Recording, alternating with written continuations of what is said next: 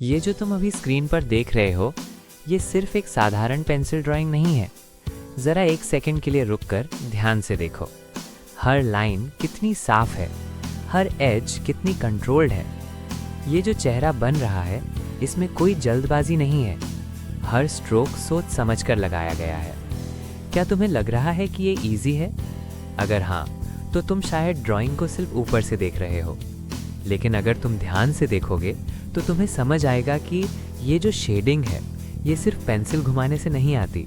ये कंट्रोल से आती है, ये प्रैक्टिस से आती है, और सबसे ज़रूरी, ये पेशेंस से आती है।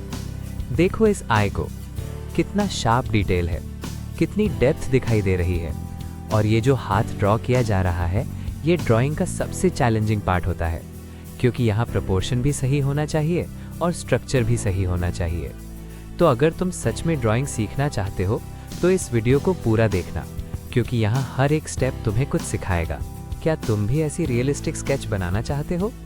क्या तुम्हारी ड्राइंग में क्लीन लाइंस नहीं बनती?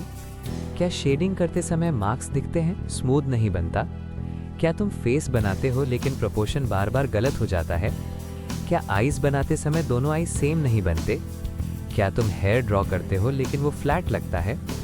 क्या तुम्हें लगता है कि तुम्हारी ड्राइंग में डेप्थ नहीं आती?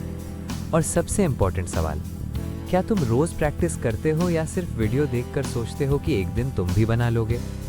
क्या तुम बेसिक से शुरू करते हो या सीधे फाइनल ड्राइंग बनाने की कोशिश करते हो? क्या तुम पेंसिल प्रेशर कंट्रोल करते हो या हर जगह सेम प्रेशर लगाते हो? क्या तुम रेफरेंस को ध्यान से ऑब्जर्व करते हो या बस जल्दी जल्दी कॉपी करने की कोशिश करते हो? अगर इन सवालों में से किसी का भी जवाब हाँ है, तो ये वीडियो तुम्हारे लिए बहुत इंपॉर्टेंट है। अब हम एक एक करके समझते हैं कि इस तरह की ड्राइंग कैसे बनाई जाती है।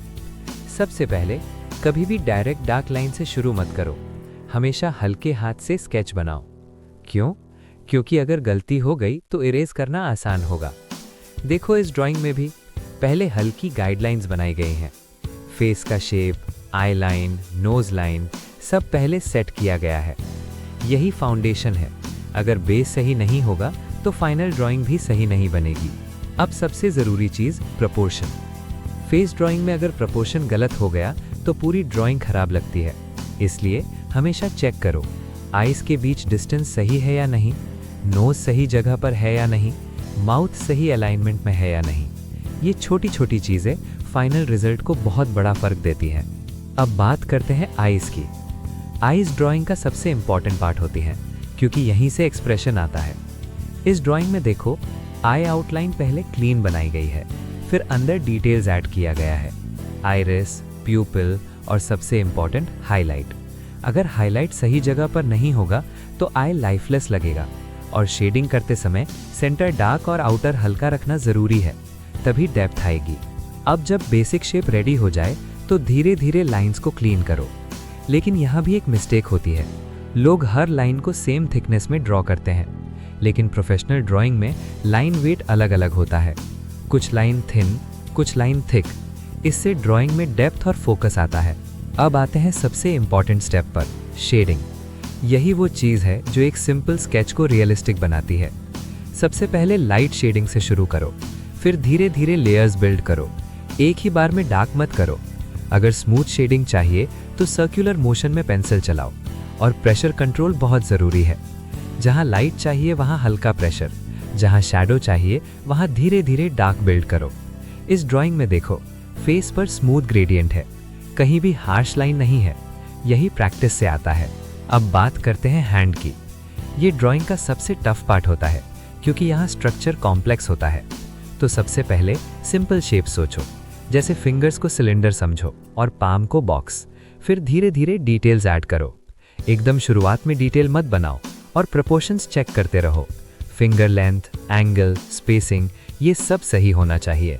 अब हेयर ड्रॉ करते समय इंडिविजुअल स्टैंड्स मत बनाओ।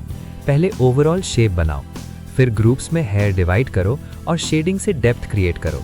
इस ड्राइंग में हेयर लेयर्ड है, जिससे वो नेचुरल लग रहा है। अब लास्ट स्टेप, पूरी ड्राइंग को ऑब्जर्व करो। कहाँ शैडो कम है, कहाँ हाईलाइट चाहिए।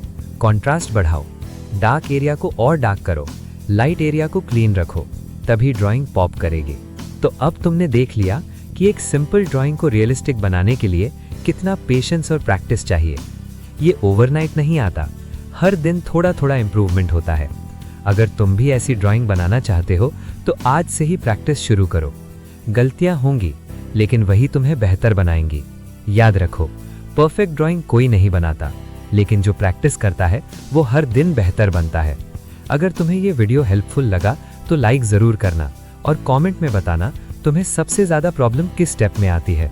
और अगर तुम ऐसे ही स्टेप बाय स्टेप ड्राइंग सीखना चाहते हो तो चैनल को सब्सक्राइब करना मत भूलना।